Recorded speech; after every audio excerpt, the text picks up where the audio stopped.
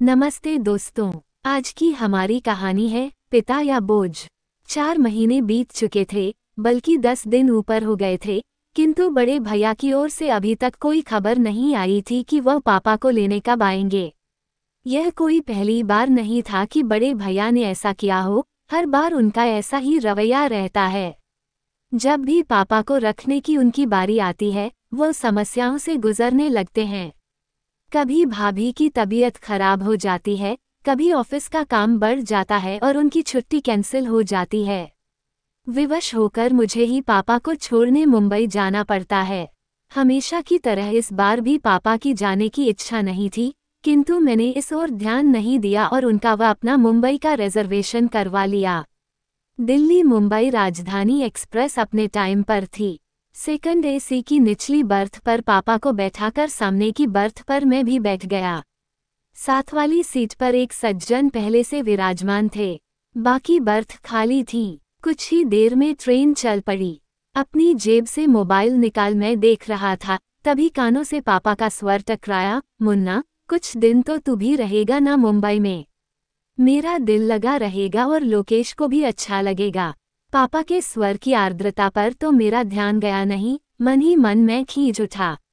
कितनी बार समझाया है पापा को कि मुझे मुन्ना न कहा करें, रजत पुकारा करें। अब मैं इतनी ऊंची पोस्ट पर आसीन एक प्रशासनिक अधिकारी हूँ। समाज में मेरा एक अलग रुतबा है, ऊंचा कद है, मान सम्मान है। बगल की सीट पर बैठा व्यक्ति मुन्ना शब्द सुनकर मुझे एक सामान्य सा व्यक्ति समझ रहा होगा। मैं तनिक जोर से बोला, पापा, परसों मेरी गर्वना के साथ मीटिंग है। मैं मुंबई में कैसे रुक सकता हूँ। पापा के चेहरे पर निराशा की बदलियां छा गईं। मैं उनसे कुछ कहता, तभी मेरा मोबाइल बज उठा। ऋतु का फोन था। भर्राए स्वर में वह कह रही थी, पापा ठीक से बैठ गए न? हाँ, बैठ गए हैं। गाड़ी भी चल पड़ी है। देखो, पापा का ख्याल रखना। रात में मेडिसिन दे देना। भाभी को भी सब अच्छी तरह समझा कर आना। पापा को वहाँ कोई तकलीफ नहीं होनी चाहिए। नहीं होगी। मैंने फोन काट दिया। ऋतु का फोन था न, मेरी चिंता कर रही होगी। पापा के चेहरे पर वात्सल्य उमड़ आया था। रात में खाना खाकर पापा सो गए। थोड़ी देर में गाड़ी कोटा स्टेशन पर रुकी और यात्रियों के शोरगुल से हड़कंप सा मच गया। तभी कंपार्टमेंट का दरवाज़ा खोलकर जो व्यक्ति अंदर आया, उसे देख मुझे बेहद आश्चर्य हुआ। मैं तो सोच भी नहीं सकता था कि रमाशंकर से इस तरह ट्रेन में मुलाकात होगी। एक समय रमाशंकर मेरा पड़ोसी और सहपाठी था। हम दोनों के बीच मित्रता कम और नंबरों को लेकर प्रतिस्पर्धा अधिक रहती थी। हम दोनों ही मेहनती और बुद्धिमान थे, किंतु न जाने क्या बात थी कि मैं चाहे कितना भी परिश्रम क्यों न कर लूं, बाजी सदैव रमाशंकर के हाथ लगती थी। शायद मेरी ही एकाग्रता में कमी थी। कुछ समय पश्चात पापा ने शहर के पॉश एरिया में मकान बनवा लिया। मैंने कॉलेज चेंज कर लिया और इस तरह रमाशंकर और मेरा साथ छूट गया। 2 माह पूर्व एक सुबह मैं अपने ऑफिस पहुंचा। कॉरिडोर में मुझसे मिलने के लिए काफी लोग बैठे हुए थे। बिना उनकी ओर नजर उठाए मैं अपने केबिन की ओर बढ़ रहा था। यकायक एक व्यक्ति मेरे सम्मुख आया और प्रसन्नता के अतिरेक में मेरे गले लग गया। रजत यार, तू कितना बड़ा आदमी बन गया। पहचाना मुझे? मैं रमाशंकर। मैं सकपका गया। फीकी सी मुस्कुराहट मेरे चेहरे पर आकर विलुप्त हो गई। इतने लोगों के सम्मुख उसका अनौपचारिक व्यवहार मुझे खल रहा था। वह भी शायद मेरे मनोभावों को ताड़ गया था।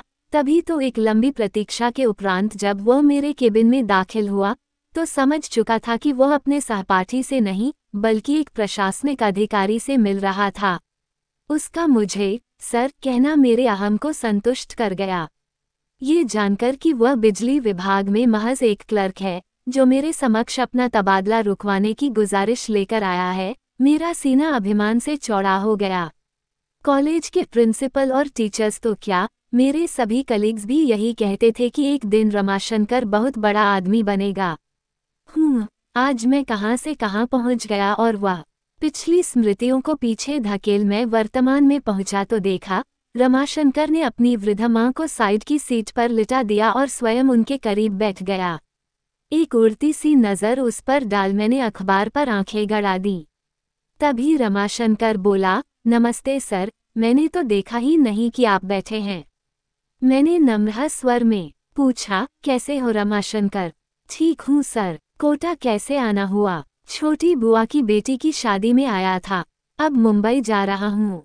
शायद आपको याद हो, मेरा एक छोटा भाई था। छोटा भाई? हाँ याद आया, क्या नाम था उसका? मैंने स्मृति पर जोर डालने का उपक्रम किया, जबकि मुझे अच्छी तरह याद था कि उसका नाम देवेश था। सर, आप इतने ऊंचे पद पर हैं, आए दिन हजारों लोगों से मिलते हैं, आपको कहाँ याद होगा? देवेश नाम है उसका सर। पता नहीं उसने मुझ पर व्यंग्य किया था या साधारण रूप से कहा था, फिर भी मेरी गर्दन कुछ तनसी गई। उस पर एहसान सा लादते हुए मैं बोला, देखो रमाशंकर, यह मेरा ऑफिस नहीं है, इसलिए सर कहना बंद करो और मुझे मेरे नाम से पुकारो। हाँ तो तुम क्या बता रहे थे? देवेश मुंबई में है। हाँ रजत, उसने वहाँ मकान खरीदा है। 2 दिन पश्चात उसका गृह प्रवेश है। 4-5 दिन वहाँ रहकर मैं और अम्मा दिल्ली लौट आएंगे। इस उम्र में इन्हें इतना घुमा रहे हो। अम्मा की आने की बहुत इच्छा थी। इंसान की उम्र भले ही बढ़ जाए, इच्छाएं तो नहीं मरती न। हाँ, ये तो है। पिताजी कैसे हैं? पिताजी का 2 वर्ष पूर्व स्वर्गवास हो गया था। अम्मा ये दुख झेल नहीं पाई और उन्हें हार्ट अटैक आ गया था, बस तभी से वह बीमार रहती हैं। अब तो अल्जाइमर भी बढ़ गया है, तब तो उन्हें संभालना मुश्किल होता होगा। क्या करते हो? 6-6 महीने दोनों भाई रखते होंगे। ऐसा पूछकर मैं शायद अपने मन को तसल्ली दे रहा था। आशा के विपरीत रमाशंकर बोला, नहीं नहीं, मैं तो ऐसा सोच भी नहीं सकता। अम्मा शुरू से दिल्ली में रही हैं, उनका कहीं और मन लगना मुश्किल है। मैं नहीं चाहता इस उम्र में उनकी स्थिति पेंडुलम जैसी हो जाए, कभी इधर तो कभी उधर। कितनी पीड़ा होगी उन्हें ये देखकर कि पिताजी के जाते ही उनका कोई घर ही नहीं रहा। वो हम पर बोझ हैं। मैं मुस्कुराया, रमाशंकर, इंसान को थोड़ा व्यावहारिक भी होना चाहिए। जीवन में सिर्फ भावुकता से काम नहीं चलता है। अक्सर इंसान दायित्व उठाते उठाते थक जाता है और तब ये विचार मन को उद्वेलित करने लगते हैं कि अकेले हम ही क्यों माँ बाप की सेवा करें, दूसरा क्यों न करे। पता नहीं रजत, मैं जरा पुराने विचारों का इंसान हूँ। मेरा तो यह मानना है कि हर इंसान की करनी उसके साथ है। कोई भी काम मुश्किल तभी लगता है जब उसे बोझ समझकर किया जाए। माँ बाप क्या कभी अपने बच्चों को बोझ समझते हैं? आधे अधूरे कर्तव्यों में कभी आस्था नहीं होती रजत, मात्र औपचारिकता होती है। और सबसे बड़ी बात, जाने अनजाने हमारे कर्म ही तो संस्कार बनकर हमारे बच्चों के द्वारा हमारे सम्मुख आते हैं। समय रहते ये छोटी सी बात इंसान की समझ में आ जाए तो उसका बुढ़ापा भी संवर जाए। मुझे ऐसा लगा मानो रमाशंकर ने मेरे मुख पर तमाचा जड़ दिया हो। मैं निःशब्द मौन सोने का उपक्रम करने लगा, किंतु नींद मेरी आंखों से अब कोसों दूर हो चुकी थी। रमाशंकर की बातें मेरे दिलो दिमाग में हथौड़े बरसा रही थीं। इतने वर्षों से संचित किया हुआ अभिमान पल भर में चूर चूर हो गया था। प्रशासनिक परीक्षा की तैयारी के लिए इतनी मोटी मोटी किताबें पढ़ता रहा, किंतु पापा के मन की संवेदनाओं को, उनके हृदय की पीड़ा को नहीं पढ़ सका। क्या इतना बड़ा मुकाम मैंने सिर्फ अपनी मेहनत के बल पर पाया है? नहीं, इसके पीछे पापा मम्मी की वर्षों की तपस्या निहित है। आखिर उन्होंने ही तो मेरी आंखों को सपने देखने सिखाए, जीवन में कुछ कर दिखाने की प्रेरणा दी। रात्रि में जब मैं देर तक पढ़ता था तो पापा भी मेरे साथ जागते थे कि कहीं मुझे नींद न आ जाए। मेरे इस लक्ष्य को हासिल करने में पापा हर कदम पर मेरे साथ रहे और आज जब पापा को मेरे साथ की जरूरत है तो मैं व्यावहारिकता का सहारा ले रहा हूँ। 2 वर्ष पूर्व की स्मृति मन पर दस्तक दे रही थी। सीवियर हार्ट अटैक आने के बाद मम्मी बीमार रहने लगी थीं। एक शाम ऑफिस से लौटकर मैं पापा मम्मी के बेडरूम में जा रहा था, तभी अंदर से आती आवाज से मेरे पांव ठिठक गए। मम्मी पापा से कह रही थी, इस दुनिया में जो आया है वो जाएगा भी, कोई पहले तो कोई बाद में। इतने इंटेलेक्चुअल होते हुए भी आप इस सच्चाई से मुंह मोड़ना चाह रहे हैं। मैं क्या करूं पूजा, तुम्हारे बिना अपने अस्तित्व की कल्पना भी मेरे लिए कठिन है। कभी सोचा है तुमने कि तुम्हारे बाद मेरा क्या होगा? पापा का कंठ अवरुद्ध हो गया था, किंतु मम्मी तनिक भी विचलित नहीं हुई और शांत स्वर में बोली थी, आपकी तरफ से तो मैं पूरी तरह से निश्चिंत हूँ। रजत और ऋतु आपका बहुत ख्याल रखेंगे। यह एक माँ के अंतर्मन की आवाज है, उसका विश्वास है जो कभी गलत नहीं हो सकता। इस घटना के 5 दिन बाद ही मम्मी चली गई थीं। कितने टूट गए थे पापा, बिल्कुल अकेले पड़ गए थे। उनके अकेलेपन की पीड़ा को मुझसे अधिक मेरी पत्नी ऋतु ने समझा। यूं भी वह पापा के दोस्त की बेटी थी और बचपन से पापा से दिल से जुड़ी हुई थी। उसने कभी नहीं चाहा पापा को अपने से दूर करना, किंतु मेरा मानना था कि कोरी भावुकता में लिए गए फैसले अक्सर गलत साबित होते हैं।